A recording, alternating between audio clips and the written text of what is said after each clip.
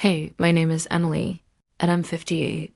I've been working as a nurse at a small clinic in the heart of Charlotte, North Carolina for the past 16 years. It's a modest job, but it's steady, and after my husband Tom passed away 5 years ago, stability became my lifeline.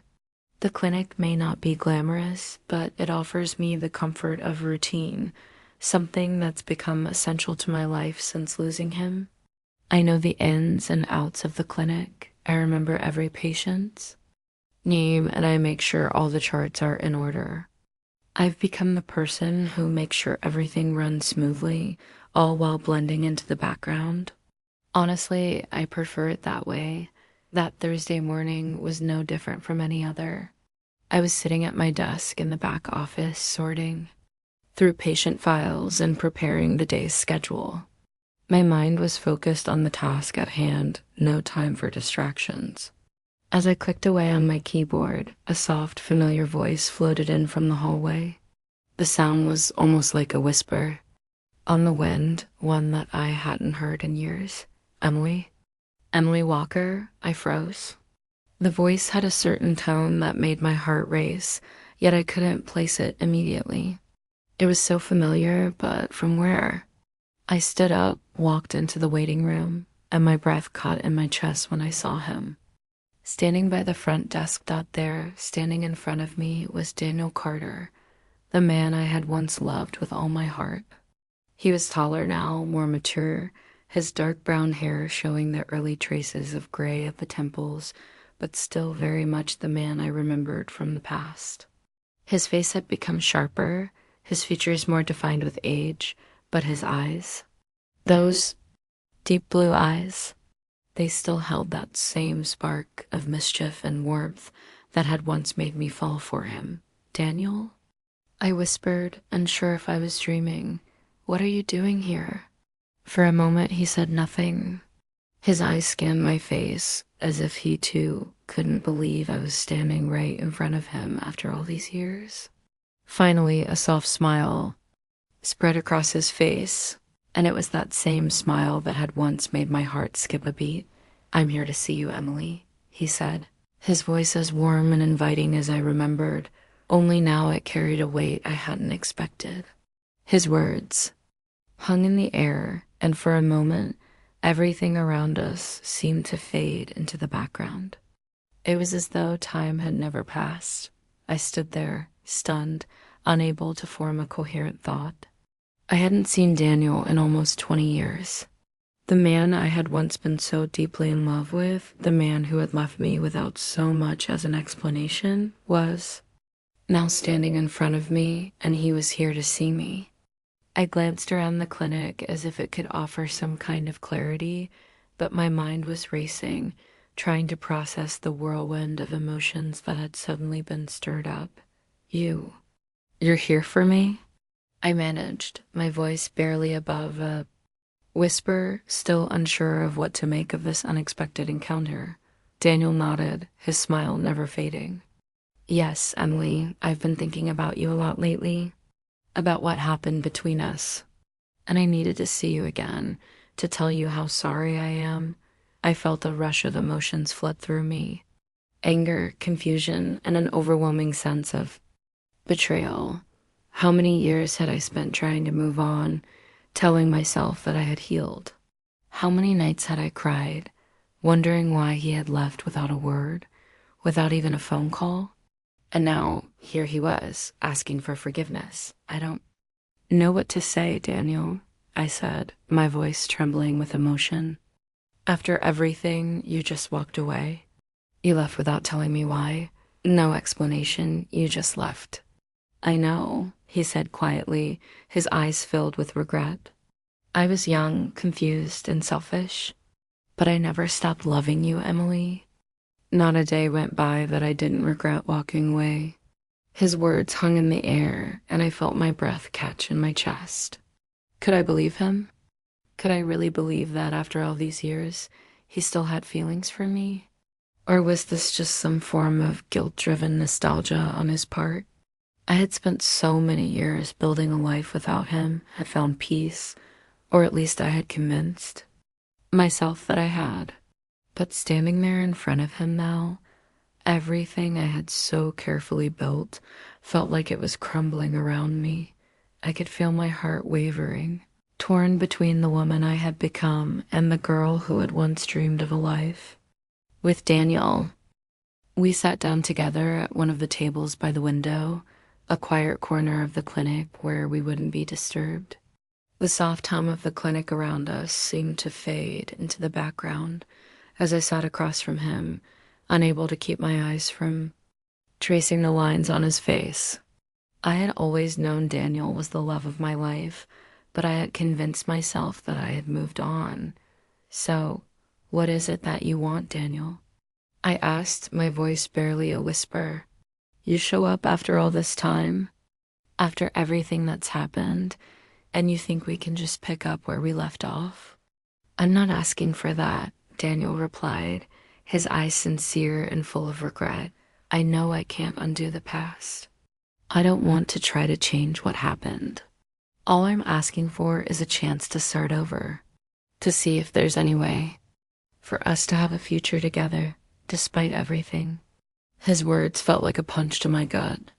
I had spent so long convincing myself that I didn't need him, that I had moved on, that I was content with the life I had. But now, with Daniel sitting here in front of me, everything I thought I knew about myself felt like it was in question. Could I let go of the pain he caused me all those years ago? Could I open my heart to him again? I don't know, I said, shaking my head slowly. I don't know if I can just forget everything. You left me, Daniel.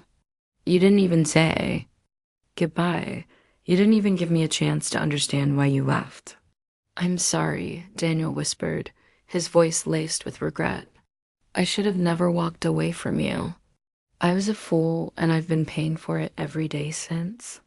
I know I can't take back the past, but I'm asking you to give me a chance to make things right. Please. The sincerity in his voice made my heart ache. Part of me wanted to believe him, to open myself up again, to believe that the love we once had could be rekindled. But another part of me was terrified. Terrified of getting hurt again, of losing everything I had worked so hard to rebuild. I looked into his eyes, trying to read him, to see if he was telling the truth. But I couldn't deny the feelings that had resurfaced. Daniel was here. The man I had once loved, the man who had walked away. And now he was asking me for forgiveness. For a moment, I felt lost between the life I had now and the love I had once known. The life I had built was safe, stable, and predictable. But Daniel, he had never been that. He had always been the unpredictable, passionate force that made me feel alive. Could I let that back into my life? I stared at him, my heart torn. I don't know if I can trust you again, Daniel. It's been too long, and I've been through too much. Daniel reached across the table, his hand resting gently on mine. I understand. But I promise you, Emily, I will spend every day proving to you that I'm not the same man I was when I left. I'll earn your trust again, if you'll let me. For the first time in years, I felt my heart flutter. Could I do it? Could I let go of the past and open myself up to him once again? Could I forgive him for the pain he caused me, and could I trust him enough to start over? The answer wasn't clear, but one thing was certain. I had no idea what the future would hold. But Daniel's return had reminded me of something I had long forgotten, the possibility of love, the possibility of something more. And for the first time in years, I wondered if it was worth the risk. By the time I arrived at the hospital, the air felt thick with anxiety. The sterile hallways, the quiet beeping of machines, and the faint hum of voices echoed in my ears, but my mind was far from them. It was consumed by the question of Daniel. My pulse quickened with each step I took down the corridor. The hours that had passed since the call from Sarah had felt like a lifetime. I tried to push down the panic rising within me, but each thought of Daniel lying hurt, possibly unconscious, sent waves of dread through me. What if he didn't make it? What if I never got the chance to hear him say the words I'd waited so long to hear? When I reached the waiting room, I was greeted by Sarah, sitting quietly, her eyes focused on the ground. It was strange, sitting next to the woman who had once been part of Daniel's life in a way I had never imagined. I knew she wasn't my rival anymore. Life had long moved beyond that. Still seeing her here, waiting with me, felt like a surreal kind of reunion of sorts. We didn't exchange words, each of us lost in our own thoughts. The waiting room felt like a small universe of uncertainty. The ticking clock on the wall seemed louder than usual, and the air was thick with our shared tension. I tried not to look at her, but I couldn't help it. She glanced at me every so often, her gaze curious but also compassionate, as though we were both waiting for something more than Daniel's recovery. I wasn't sure what we both hoped for, but it was something intangible, some resolution, some final answer to this strange twist in our lives. Time stretched out like a rubber band, snapping only when the doctor finally came into view. My heart skipped a beat, my breath hitching in my throat. He looked at us both before nodding, almost as if to say he was about to share news that could change everything. He's stable, the doctor said with a calm that only heightened the tension. He's awake and he's asking for you, Emily. His words hit me like a shockwave. I wasn't prepared. There was a part of me that had convinced myself this was all a mistake. Maybe he wasn't going to wake up. Maybe I wouldn't get the closure I'd been hoping for. But now, hearing that he was conscious, that he was asking for me, was like a door opening to a past I thought I had closed forever. Without another word, I followed the doctor down the long hallway, each step heavier than the last, each heartbeat louder in my chest.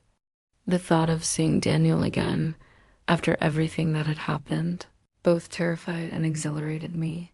When the doctor opened the door to his room, I saw him. Daniel. He was sitting up in bed, propped up by pillows, his face bruised, but his blue eyes, those eyes I had once adored, were still as clear as ever. Despite the injuries, despite the physical wear, he looked like Daniel. That part of him that I had loved and lost was there, still alive in the way he gazed at me. His lips moved, and a hoarse whisper escaped his throat. Emily. My heart nearly stopped. I wasn't sure whether to laugh or cry. I hadn't expected him to be awake so soon, let alone calling my name. The rush of emotions hit me all at once: relief, joy, confusion, love. It was as if time had erased the years of distance between us. The hospital room, with its sterile walls and cold medical equipment, felt distant, insignificant. All I could focus on was him, sitting there, still alive, still wanting me in a way I never thought possible. I walked slowly to his side, not wanting to seem too eager, but unable to hold back the overwhelming need to be close to him. I didn't care that. I might have looked vulnerable, emotional, or exposed. I reached out to touch his hand, and he grasped mine weakly, but there was a strength to his touch that sent a warmth through me. Emily, I'm so sorry, Daniel whispered, his voice rough. I never should have left you. I've spent so many years regretting it, wondering what would have happened if I'd stayed, if I'd just told you everything. I swallowed hard, blinking back the tears that threatened to spill. You left me without a word, Daniel. I had no closure, no understanding of why you disappeared, why I was left to pick up the pieces of my life alone. I didn't know if you were ever coming back. He looked at me with those same eyes, full of sorrow, full of a regret that ran deeper than I could comprehend. I was young and I was scared, he said. I thought leaving would be the best thing for you, that you'd be better off without me. I was wrong. I know that now. I should have stayed and fought for us, for what we had. I nodded slowly, feeling the weight of his words. This wasn't easy. After all this time, all the pain I had buried, His return was nothing short of a jolt to my heart. I had built a life without him, a life that was stable, predictable, safe. But that safety had also kept me from truly living. I had buried so many dreams and hopes with his departure. I didn't know how to reconcile the life I had now with the life I had once dreamed of having with him. Do you still love me, Emily? His question hung in the air, and for the first time in years, I realized that I wasn't just standing in front of a man I had once loved. I was standing in front of a man who had never stopped loving me. I took a deep breath, feeling the weight of his gaze. I don't know, I whispered, my voice shaking. I don't know if I can just pick up where we left off. It's been so long, Daniel. You hurt me. You left me when I needed you most. I know, and I'm sorry for that, he said softly, his thumb brushing over my hand. But I'm not asking you to forget the past. I just want a chance to make it right. I'm not asking for us to be the same, but maybe we can try again. Maybe we can build something new from all the years we've lost. I couldn't answer him right away. My heart ached in ways I didn't know were possible. There was still a part of me, the part that had loved him so deeply, that wanted to believe in what he was saying. But there was also the woman I had become. In his absence, the woman who had learned to stand on her own, who had learned to keep moving forward. I wasn't sure if I could take that leap again, or if I even should. But looking at him, seeing the vulnerability in his eyes, I realized I didn't have to make that decision now. Maybe the only thing I needed to do was allow myself the space to breathe, to understand what it would mean for me, for us. I don't know if I can make promises, Daniel, I finally said, my voice trembling, but I'm here now. And I don't know what will happen, but I'm not leaving. He gave me a small, grateful smile, as if just hearing those words gave him something he had been waiting for all these years. His eyes closed briefly, and for the first time since he'd walked back into my life, he looked at peace. Over the following weeks, Daniel's recovery was slow but steady. Each day brought new challenges for him physically and emotionally, but it also brought us closer. We really talked about the past, about the mistakes we had made, and the ways we had both hurt each other. But in those conversations, I began to see something I had missed before. The man who had left me wasn't the same man who returned. He had changed, just as I had.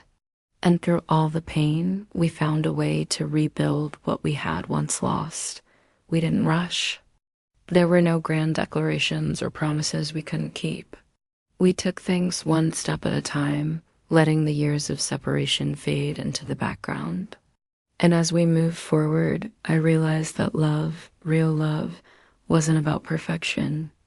It was about forgiveness, about letting go of the past to make space for the future. And for the first time in years, I allowed myself to believe in that future.